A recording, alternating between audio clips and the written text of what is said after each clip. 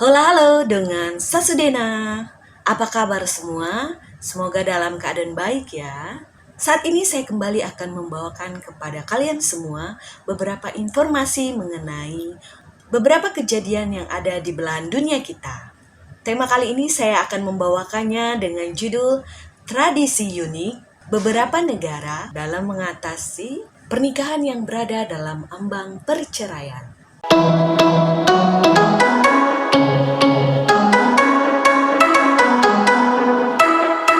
Setiap perceraian didongkrak oleh berbagai macam faktor, mulai dari persoalan yang sepele hingga permasalahan yang fatal. Dari berbagai data konkret, setidaknya ada beberapa masalah inti dalam sebuah perceraian, yaitu kondisi ekonomi tidak stabil, kekerasan dalam rumah tangga, tidak memiliki keturunan, dan kedatangan tamu yang tidak diundang, yakni pihak ketiga. Pihak ketiga ini bisa siapa saja, entah itu pelakor, pebinor, atau bahkan dari pihak keluarga besar sendiri. Pada umumnya, peraturan dalam pernikahan dari negara yang satu berbeda dengan negara yang lainnya. Mungkin seseorang tidak melanggar hukum di negara yang satu, tetapi di negara lain mungkin saja dia melanggar hukum pernikahan.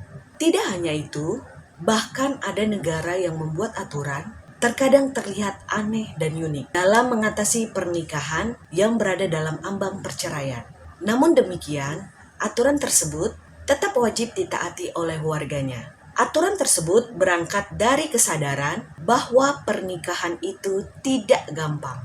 Setiap pernikahan tentu melibatkan banyak orang dan banyak pihak. Dan birokrasi seperti pengurusan seperti yang ada di kantor KUA ternyata sangat cukup panjang dan terkesan berbelit-belit. Maka ketika bercerai, prosesnya juga panjang. Perceraian akan melibatkan keluarga yang sangat besar. Ada orang tua, ada anak, ada sanak saudara, ada teman-teman terdekat, rekan kerja, besan, hingga tetangga kita sendiri. Maka jangan heran kalau aturan pernikahan itu dibuat serumit mungkin, bukannya untuk menyulitkan, tetapi sebagai bahan refleksi bahwa menyatukan dan memutuskan hubungan pernikahan itu tidak semudah yang dibayangkan. Berikut ini ada 5 tradisi negara dalam mengatasi pernikahan yang berada dalam ambang perceraian dan juga setelah perceraian. Beberapa negara tersebut adalah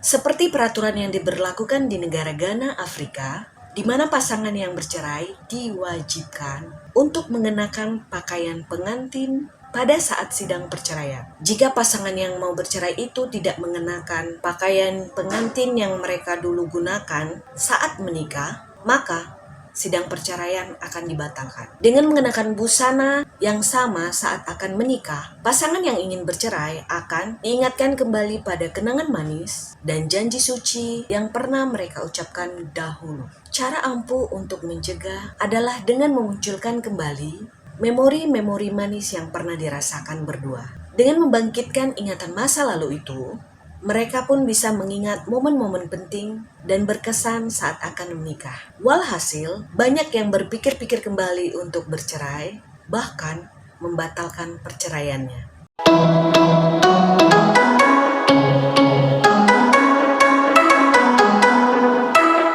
Beberapa bulan sebelum akhir tahun, biasanya Indonesia mengadakan agenda seleksi CPNS. Serangkaian ujian harus dilewati oleh pelamar untuk mendapatkan titel sebagai PNS. Ujian juga tengah ramai terjadi di Provinsi Sichuan, China.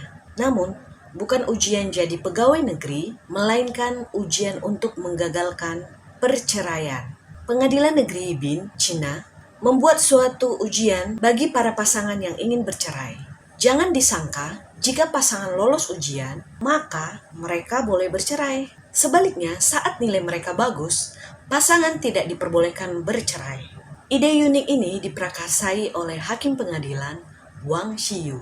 Ia prihatin terhadap meningkatnya kasus perceraian di pengadilan tempatnya bekerja. Lewat ujian ini, ia berharap pasangan yang akan bercerai berpikir 2 kali sebelum melakukan perceraian. Ujian atas tes terdiri dari 3 bagian, yakni isian, pertanyaan singkat, dan uraian. Pertanyaan-pertanyaan mendasar seperti hari ulang tahun anggota keluarganya, baik suami, istri, besan, mertua, ataupun anak-anak mereka. Kemudian, makanan favorit dari setiap anggota keluarga, khususnya kedua orang tersebut, hari ulang tahun perkawinan, kapan tanggal jadian pacaran mereka, dan sebagainya. Kemudian akan diberikan pertanyaan-pertanyaan yang lebih mendalam, seperti apa bentuk tanggung jawab Anda dalam keluarga? Apa hal baik dan hal buruk yang pernah Anda lakukan dalam keluarga? Apa arti pernikahan dan keluarga menurut Anda?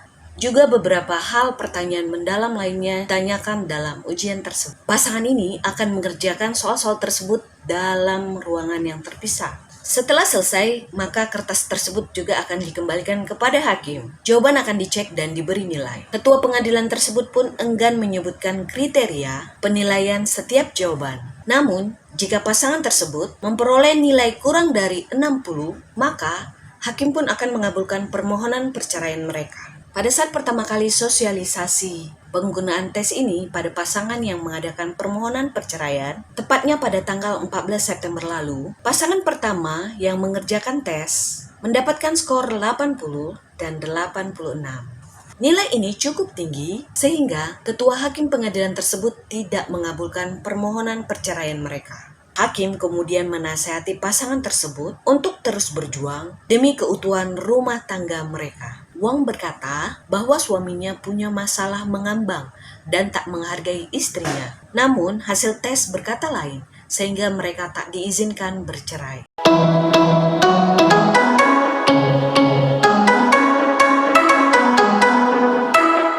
Rumania memiliki desa yang penduduknya anti dalam perceraian, yaitu Desa Biertan. Desa Biertan sendiri terkenal sebagai desa warisan dunia yang berada di kota Transilvania. Terletak di sebuah halaman sebuah gereja, ada sebuah bangunan kecil yang dijadikan sebagai sebuah tempat terapi bagi pasangan yang mau bercerai. Caranya sendiri cukup ekstrim, yaitu kedua orang tersebut dimasukkan ke dalam ruangan ini, sehingga ruangan ini sering disebut sebagai penjara perkawinan. Pasangan yang akan bercerai ini akan dikurung di dalam ruangan tersebut sekitar 6 minggu atau sekitar 1,5 bulan oleh uskup setempat. Mereka berdua harus berusaha untuk menyelesaikan masalah mereka dengan berbicara berdua atau berkomunikasi sebanyak mungkin selama masa pengurungan tersebut. Ruangannya sendiri terbilang cukup kecil dan hanya berisikan satu meja, satu ranjang, satu bantal, bahkan satu selimut. Semua perabotan ini harus mereka bagi berdua. Mau tak mau, para pasangan tersebut harus mau berbagi selama kurang lebih 6 minggu. Berkat bangunan yang telah memenjarakan orang-orang yang mau bercerai ini, dalam 300 tahun, Biertan hanya memiliki satu perceraian.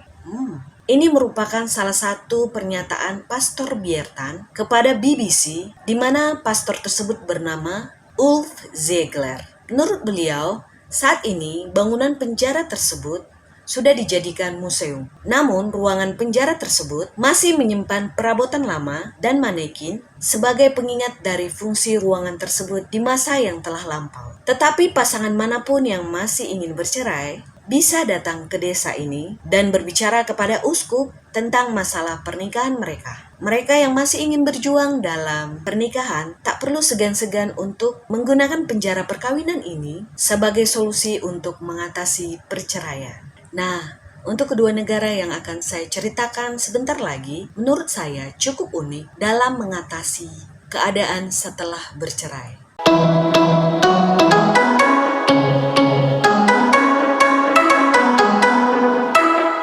Bila di negeri kita kasus perceraian seringkali nampak berbelit-belit dan melalui proses sidang yang sangat panjang. Orang Jepang mempunyai cara yang cukup unik, yaitu dengan menghancurkan cincin pernikahan mereka untuk bercerai. Hiroki Terai adalah seorang pemilik agen perceraian di Tokyo. Jadi sejak kecil ia berpikir bahwa fenomena perceraian yang terlalu ribet memberinya ide untuk melakukan ritual yang lebih sederhana, lebih cepat, dan tentunya tidak menyita waktu. Hiroki Terai sendiri sudah melakukan sekitar 100 upacara selama beberapa tahun terakhir. Setiap upacara perceraian yang dilakukannya akan dikenakan biaya sekitar 7 juta rupiah. Momen ini tentunya dihadiri oleh pasangan yang akan bercerai dan tentunya keluarga terdekat mereka. Jadi tidak banyak yang diundang dalam peristiwa perceraian ini. Selanjutnya, pasangan tersebut diminta menyerahkan cincin pernikahan mereka dan menghancurkannya bersama-sama menggunakan palu. Tentu saja semua hal ini didokumentasikan baik lewat kertas maupun foto dan rekaman video. Layaknya seperti mengadakan pernikahan saja. Bedanya, ini merupakan dokumentasi perceraian. Well, meskipun dalam momen yang cukup galau dan memberatkan hati, namun ritual ini sendiri sebenarnya cukup kocak dan menarik perhatian dunia. Bagaimana orang Jepang menandai perceraian mereka dengan hanya menghancurkan cincin pernikahan benar-benar tidak bisa ditemui dimanapun. Mungkin beberapa orang menganggap bahwa mengakhiri pernikahan seperti ini malah terkesan main-main. Namun, bagi orang Jepang sendiri, hal tersebut menjadi salah satu cara perceraian yang efektif bagi mereka.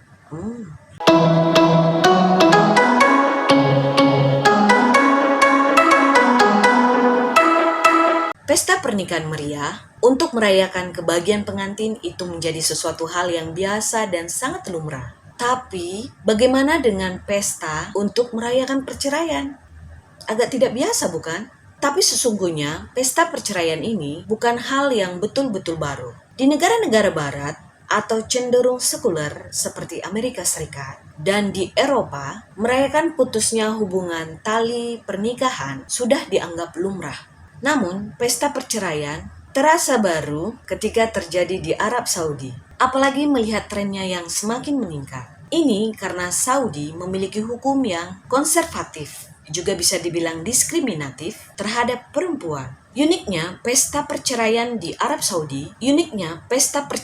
Saudi justru lebih banyak digelar oleh pihak perempuan. Padahal di negara yang kaya minyak itu, struktur sosial patriarki sangat begitu kuat. Laki-laki memiliki akses yang begitu banyak di sektor apapun ketimbang perempuan. Perempuan hanya dianggap sebagai warga negara kelas 2 di bawah laki-laki. Perempuan yang telah bercerai, bersolek dan tampil berbalut gaun putih atau bahkan gaun yang berwarna-warni. Mereka pun mengundang sahabat dan kerabat serta teman-teman dekat mereka untuk hadir di pesta. Nah, peristiwa ini juga tak harus selalu dihelat di dalam rumah, tapi juga biasa diadakan di taman-taman publik, bahkan gedung-gedung megah, layaknya sebuah pesta pernikahan. Pesta perceraian di Arab Saudi bahkan disebut telah menyaingi pesta pernikahan.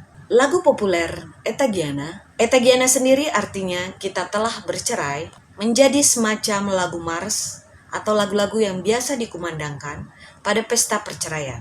Merayakan perceraian dalam bentuk yang sangat mewah dan tampak seperti kegiatan pamer tersebut menunjukkan sebuah pembangkangan yang langka dilakukan di negara-negara kerajaan dengan sistem sosial patriarki tersebut. Namun, bagi perempuan yang terbebas dari suami yang mungkin kasar, posesif, atau bahkan pernikahan paksa, misalnya dengan cara dijodohkan, pesta-pesta tersebut merupakan suatu ungkapan perayaan kebebasan yang baru untuk memulai kehidupan yang lebih baik. Jadi, setiap tradisi unik dalam mempertahankan pernikahan yang berada di ambang perceraian maupun yang sudah bercerai membutuhkan perjuangan dari kedua belah pihak. Keluarga besar juga dari pihak ketiga yang memiliki wewenang, misalnya pemimpin agamanya atau bahkan pemerintahan setempat.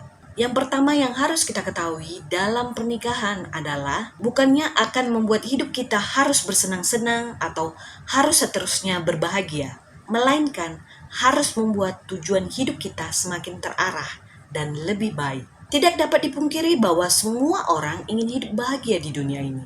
Namun dalam pernikahan tak akan selamanya ditemukan kebahagiaan. Karena pasti akan selalu ada berbagai ujian hidup rumah tangga maupun pergumulan hidup. Dengan adanya berbagai ujian melalui pernikahan, sebenarnya kita akan dilatih menjadi orang yang lebih baik lagi. Pertama, saat kamu dan pasangan kamu berhasil melewati hal-hal sulit tersebut, yang justru akan mendewasakan iman dan mental kalian. Sehingga kedepannya ketika akan menemui hal-hal sulit yang sama, kita sudah bisa melewati hal-hal tersebut dengan lebih mudah lagi. Yang kedua, dengan menikah, berarti kamu dan pasangan kamu memilih untuk berkomitmen. Jangan menikah karena rasa cinta saja atau nafsu saja, sebab rasa itu bisa hilang seiring berjalannya waktu. Namun dengan komitmen yang dijunjung tinggi, maka diharapkan pernikahan akan langgeng sampai akhir hayat.